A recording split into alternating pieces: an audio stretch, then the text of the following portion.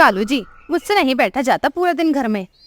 चंदा, अब हमारा अंडा भी आने वाला है, तो तुम्हें अंडे को गर्मी देने के लिए उस पर बैठना तो पड़ेगा ही, नहीं तो हमारा अंडा खराब हो जाएगा।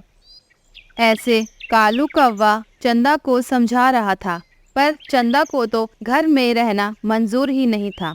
फिर चंदा बाहर चली जाती है और एक बड़े पेड़ पर जाकर बैठ जाती है। उसे वहां से एक कोयल 2 अंडे के ऊपर बैठी हुई दिखती है।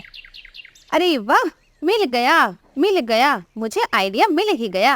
अब मैं जब अंडा दूंगी तो मैं अपना अंडा इस कोयल के अंडे में रख दूंगी। वैसे भी कौवे और कोयल के अंडे तो दिखने में एक जैसे ही लगते हैं, उसे पता भी नहीं चलेगा, और फिर जब बच्चा बाहर आ जाएगा तो मैं अपना बच्चा ले लूंगी। फिर चंदा जल्दी से उड़कर अपने घर चली जाती है और अपने प्लान के बारे में कालू को बताती है। फिर कालू बोलता है, चंदा, तुम्हारा आइडिया है तो बड़ा मस्त, पर तुम अंडे की अदला बदली कैसे करोगी? वो कोयल तो हमेशा अपने अंडों पर ही बैठी रहती है ना। हाँ कालू, पर वो कोयल जब नदी पर पानी पीने जाएगी तब हम उसके अंडे से अपना अंडा बदल देंगे। पर हम उस कोयल के अंडे का क्या करेंगे? क्या करेंगे से क्या मतलब है? अंडा फ्राई बनाकर खा लेंगे। हाँ, बहुत समय हो गया वैसे भी मुझे अंडा फ्राई खाए हुए। इस तरह वो बुरे कौवे अपनी शैतानी प्लानिंग कर हंसने लगते हैं। फिर कुछ दिन बीत जाते हैं और चंदा का भी एक अंडा हो जाता है। कालू जी, उठो, देखो मेरा पूरा एक अंडा हुआ है, जल्दी उठो। हाँ, मुझे भी दिख रहा है, हमारा एक अंडा हुआ है। चलो लाओ, ये अंडा दो मुझे, मैं इसे कोयल के अंडों में रख कर आता हूँ और फिर हम खाएंगे उसके अंडे का अंडा फ्राई। हो। हाँ लो, ये लो, ले जाओ ये अंडा और जल्दी से अदला बदली कर लेना, कहीं वो कोयल देख ना ले तुम्हें। फिर कालू चंदा से अंडा लेकर कोयल के घोंसले की तरफ उड़ता है और उसके पेड़ से दूर एक पेड़ पर बैठकर आसपास देखता है, और फिर जब कोई आसपास नहीं होता तभी वो अंडे की अदला बदली कर देता है और वहाँ से कोयल का अंडा लेकर उड़ जाता है। क्या हुआ कालू जी, बदल दिया ना तुमने मेरा अंडा? हाँ, मैंने बड़ी ही चालाकी से बदल दिया है अंडा, उस कोयल को बिल्कुल भी पता नहीं चलेगा। चलो तो फिर लाओ ये अंडा, मैं इसका अंडा फ्राई बनाती हूँ। फिर चंदा उस अंडे का अंडा फ्राई बना लेती है और चंदा और कालू उसे खा लेते हैं। वाह, मजा ही आ गया आज ये अंडा फ्राई खाकर। मुझे भी, पर अब तो मुझे अपने बच्चे के बाहर आने का इंतजार है। फिर वो दोनों रोज अपने अंडे को देखने कोयल के घोंसले के पड़ोस वाले पेड़ पर जाते। कुछ दिन ऐसे ही निकल जाते हैं। फिर कुछ दिनों के बाद कोयल के दोनों अंडे टूट जाते हैं और उनमें से बेटी कोयल और एक बेटा कौवा निकलता है। ये देख कोयल हैरान हो जाती है। ये कैसे हो सकता है? मेरे अंडे से एक कौवे का बच्चा? नहीं, ये मेरा बच्चा नहीं हो सकता। आगे कहानी देखने के लिए चैनल को सब्सक्राइब करें। फिर चंदा और कालू भी वहाँ आ जाते हैं और छोटे से कौवे को गले से लगा लेते हैं। छोड़ो, मुझे अपनी मम्मा के पास जाना है, छोड़ो मुझे गंदी आंटी। वो बच्चा ऐसे रो रहा होता है। फिर कोयल चंदा से अपना बच्चा ले लेती है और बोलती है, छोड़ो इस बच्चे को, मुझे अब सब मालूम हो गया है कि ये अंडे से कौवे का बच्चा कैसे बाहर आया। क्या मालूम हो गया है तुम्हें? यही कि तुमने मेरे अंडों से अपने अंडे की अदला बदली की होगी ताकि तुम आज़ाद घूम सको, पर अब मैं तुम्हें ये बच्चा नहीं दूंगी, यही तुम्हारी सज़ा होगी। नहीं कोयल, मुझे इतनी बड़ी सज़ा मत दो, मुझे माफ़ कर दो। पर कोयल उसकी एक नहीं सुनती और उन्हें उनका बच्चा नहीं देती, और ऐसे चंदा और कालू को उनके किए की सज़ा मिल जाती है। मीना अपने परिवार से बहुत प्यार करती थी। वह अपने परिवार की हर खुशी का ध्यान रखती थी। वह उनकी खुशी में खुश होती। मीना का जन्मदिन भी आने ही वाला था। कुक्कू, गुड़िया, क्या तुम्हें पता है कल क्या है? नहीं पापा, कल कोई खास दिन है क्या? पापा, मुझे याद है कल मम्मा का बर्थडे है। भाई तो भुलक्कड़ है, वो भूल ही जाता है। अरे मैं तो भूल गया था। हाँ, कल तो मम्मा का बर्थडे है। मम्मा ने कल के लिए कोई तैयारी ही नहीं की, इसलिए मुझे याद भी नहीं आया। याद कहाँ से रहेगा बेटा, जब भी हम में से किसी का जन्मदिन होता है तो वो पहले से ही तैयारी शुरू कर देती है, तो हमें भी याद आ जाता है। लेकिन अब कल तुम्हारी मम्मा का बर्थडे है तो बच्चों, क्या आपको नहीं लगता कि हमको भी आपकी मम्मा का बर्थडे धूमधाम से मनाना चाहिए? आप सही कह रहे हैं पापा।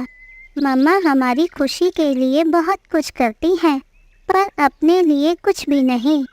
हम तीनों इस बार मम्मा का बर्थडे भी धूमधाम से मनाएंगे और उन्हें सरप्राइज देंगे। लेकिन हम मम्मा को सरप्राइज कैसे देंगे?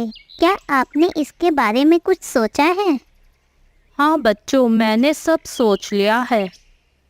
क्या सोचा है आपने पापा?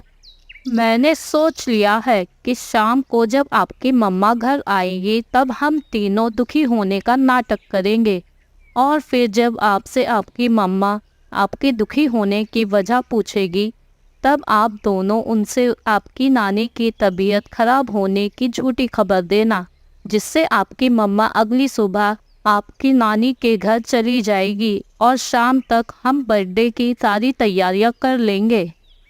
वो तीनों मिलकर बर्थडे प्लानिंग बना ही रहे होते हैं कि मीना भी उनके लिए भोजन लेकर आ जाती है। मीना के आते ही वह तीनों बिल्कुल शांत हो जाते हैं और तीनों उदास होकर बैठ जाते हैं। उनका उदास चेहरा देख मीना उनसे कहती है, क्या हुआ आप सबको? आप तीनों यूँ उदास क्यों दिख रहे हैं? कोई बात है क्या? वह तीनों पहली बार में मीना से कुछ नहीं कहते। मीना उनसे दोबारा पूछती है, क्या हुआ, कुछ बताओगे भी तुम तीनों? फिर कुक्कू अपनी मम्मा से दुखी मन से कहता है, मम्मा, आप जब हमारे लिए भोजन लेने गई तब नानी के यहाँ से हमें खबर मिली कि उनकी तबीयत बिगड़ गई है। इतना सुनते ही मीना चिंता में आ जाती है और जाने के लिए निकल ही रही होती है कि तभी गुड़िया कहती है, मम्मा, आप अभी ना जाएं, अभी तो शाम हो चुकी। आप सुबह चली जाएं आराम से नानी से मिलने। अभी नानी की तबीयत में थोड़ा सुधार है, पर आप कल नानी से मिल आना। लेकिन आपको ये सब कैसे पता चला? वो माँ जी के पड़ोस में बुलबुल रहती है ना, उन्होंने हमें ये खबर दी। माँ जी ने बुलबुल बहन को यहाँ भेजा था उनकी तबीयत के बारे में बताने के लिए। अब तुम कल सुबह माँ जी से जाकर मिल आना। अच्छा ठीक है, मैं कल ही जाती हूँ माँ से मिलने। फिर सभी भोजन खाकर सो जाते हैं और सुबह हो जाती है। टीकू जी, मैं माँ से मिलने घर जा रही हूँ उनकी तबीयत देखने। आप बच्चों के लिए भोजन ले आना और उनका ध्यान दे रखना। मीना, तुम बेफिक्र होके माँ से मिलने जाओ, मैं यहाँ सब संभाल लूँगा। हाँ मम्मा, आप आराम से जाएं। ठीक है, अब मैं जाती हूँ।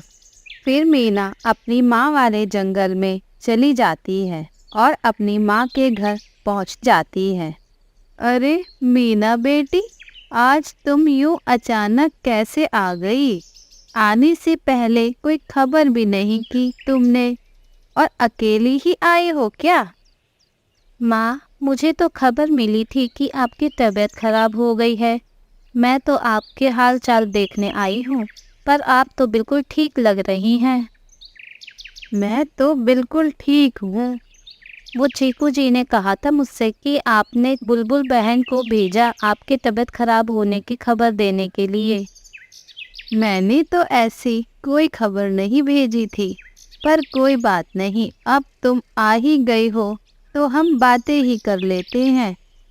अब इधर मीना अपनी माँ से बातें करने के लिए शाम तक रुक जाती है और उधर बच्चों, अब हम तीनों के पास आपकी मम्मा के जन्मदिन की तैयारी का समय बहुत कम रह गया है। तो मैं जल्दी से बाहर जाता हूँ और तुम्हारे लिए भोजन भी ले आता हूँ और जन्मदिन की तैयारी का सामान भी ले आता हूँ। हाँ पापा, आप बाहर का काम कर आए, हम घर को सजा लेते हैं।